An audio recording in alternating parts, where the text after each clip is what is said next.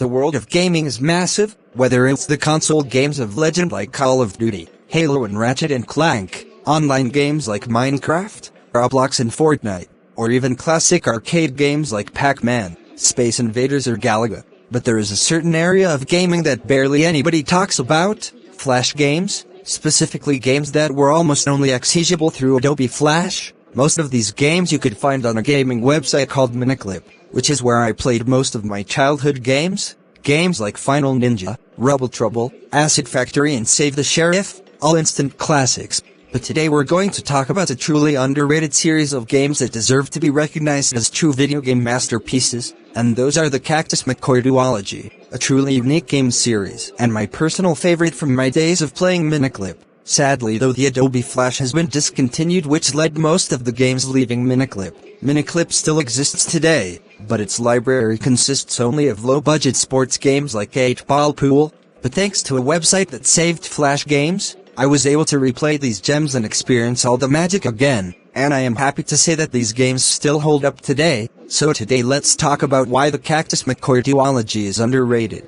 Now the story of the Cactus McCoy franchise is a guy named McCoy gets tasked and paid to retrieve a mysterious treasure known as the Thorned Emerald. He tracks it down in a cave, where a mysterious figure covered in stone and bandages is holding it. Later that night, he transforms into a cactus. Shocked by this, a ghost named Papoka appears and tells McCoy that he must return the emerald to its rightful home, where the transformation will be complete and he will turn to stone forever. Meanwhile, the bandit that paid McCoy rallies a bunch of henchmen to hunt down and kill McCoy. The story is incredibly intriguing and unique. This has to be one of the most interesting setups for a video game. The story of the second game is a bit wilder. McCoy finds this treasure at the same time as another treasure hunter. He gets it, almost falls, is saved by the mysterious person and brought to safety. She reveals the treasure was a fake and is holding a map to the ruins of an ancient society called Calavera, where a tribe of humanoid bird people lived in peace and tranquility but fell to ruin. When she and McCoy are about to team up to find the treasure of the land, a villain named Malana Meyer kidnaps her and her henchmen knock McCoy out and steal the map.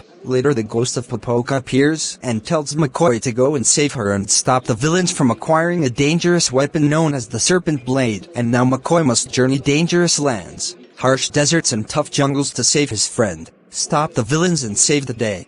Now, unlike my other reviews, I'll be reviewing both games simultaneously. Now both games are second platformers, just like the classic Sega and Nintendo games. You start at the beginning and keep going till the end, fighting a variety of bad guys with various weapons like guns, swords, household items like tools, instruments, furniture and even obscure choices like playing cards and scorpions. Really, the gameplay is very engaging and the variety of areas you play through is very enthralling. You'll fight your way through deserts, jungles, mines, cities and even on trains. Now sometimes it can get redundant playing a copy of a previous level, but the game always throws in something different to keep you interested in playing, whether it be stuff like ziplines, rockets, ladder spears and flying, which is pretty cool. A really good selection of weapons and areas all around.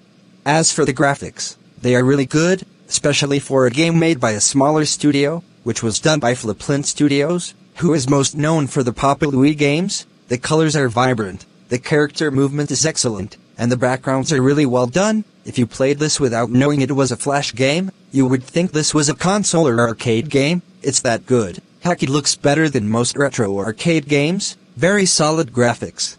Now the boss fights are also really well done. The first game only has one boss fight, which is the bandit who hired McCoy to retrieve the Thorned Emerald, but his fight is very satisfying.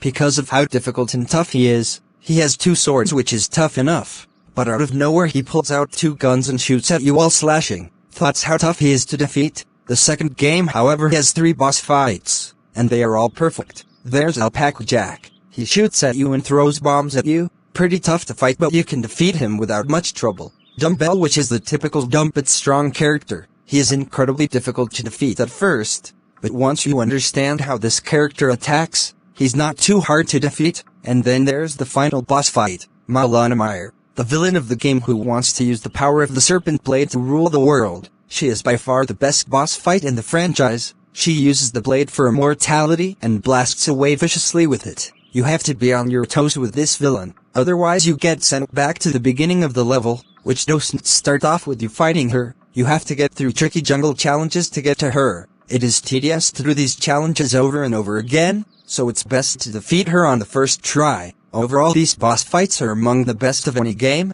I'm serious. These fights are goated.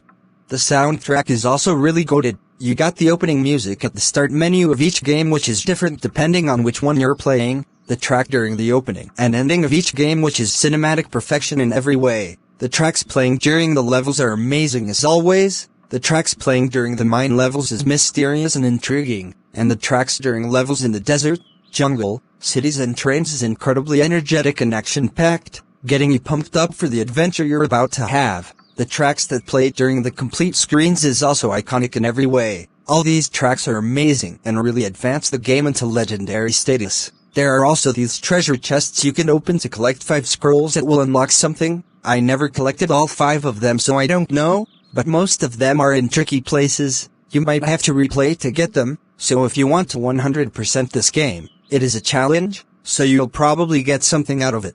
Overall, guys, the Cactus McCoy games are video game masterpieces, and by far the most underrated games. These games were standouts on Miniclip, and they still got the magic. I had such a blast playing these 2 classics. I really wish we got a third game, but Flipplint Studios seemed to place all their focus on the Papa Louie franchise. The first game had a very slow start, but became a cult classic after some time, which led them to make a sequel and a plethora of spin-off games where you manage Papa Louie's restaurants. The creators have said that Cactus McCoy is still a major priority for them, and they do plan to produce another installment to the series. But I don't think it's gonna happen. So much time has passed and Flash games aren't as popular as they used to be. But with all that, these 2 games are perfect in every way. The story, the characters, the graphics, the soundtrack, the gameplay, the variety of weapons, it all came together to create one of the greatest duologies in video game history. And if that's how it stays, then we are truly lucky with how the series ended on such a perfect note.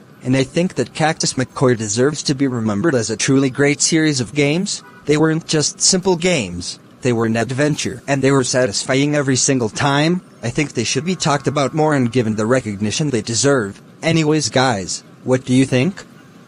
Let me know down in the comments, and I'll see you guys later.